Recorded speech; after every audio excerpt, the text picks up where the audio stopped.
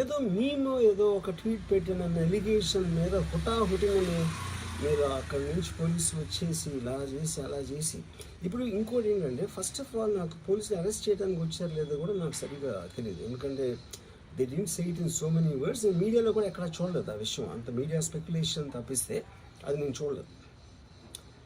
But ఇందాక నేను చెప్పిన కారణాల వలన కోఇన్సిడెంటల్గా వేరే వేరే వాళ్ళు అన్ని చోట్ల నుంచి వచ్చేస్తున్నారు అది ఇది అన్నప్పుడు ఐ డోంట్ వాంట్ నా టైం వేస్ట్, నా వర్క్ వేస్ట్, నా వర్క్ ప్రెషర్ ఉన్న దాని వలన I wanted to take the assistance with the judiciary because that is the final say in a democratic system కాబట్టి. సో అది దానికోసం దిస్ ఈజ్ వాట్ హ్యాపెండ్. ఇప్పుడు ఇక్కడ ముఖ్యంగా మనం గమనించాల్సింది ఏంటంటే ఇప్పుడు ఏదో ఒక ట్వీట్ పెట్టాడు, లేకపోతే ఒక మీము, ఒక కార్టూను, ఒక జోకో, లేకపోతే ఒక హార్డ్ ఒపీనియన్, దానికోసం కేసులు పెట్టే ఆస్పెక్ట్ అనేది సీరియస్గా తీసుకుంటే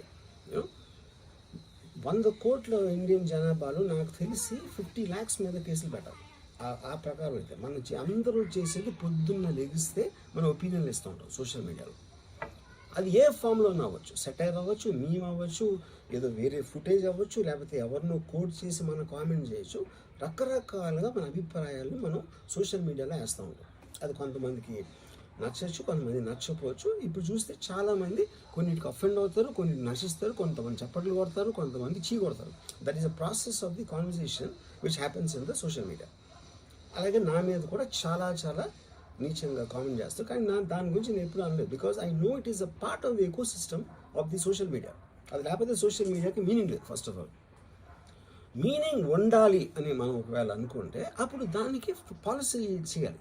ఇప్పుడు ఎగ్జిస్టింగ్ థింగ్స్ సరిపోవు కాబట్టి ఏది చేయకూడదు, ఏది చెయ్యాలి అని ఖచ్చితమైన క్లారిటీతో వచ్చినప్పుడు అది ఆటోమేటిక్గా లా ఆఫ్ ద ల్యాండ్ అయిపోతుంది.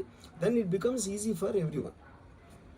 కానీ అది చేయటానికి ఫ్రీడమ్ ఆఫ్ స్పీచ్ కర్టైల్ చేయాలా, ఎక్స్ప్రెషన్ కర్టైల్ చేయాలా అనేది of course the experts have to decide and realise దాని మీద ఎలాంటి రామిఫికేషన్స్. ఇప్పుడు దాని పేరు మీద చెప్పి ఫ్రీడమ్ ఆఫ్ ఎక్స్ప్రెషన్ curtail చేస్తే that might have many more consequences which could be more dangerous than what they think it is.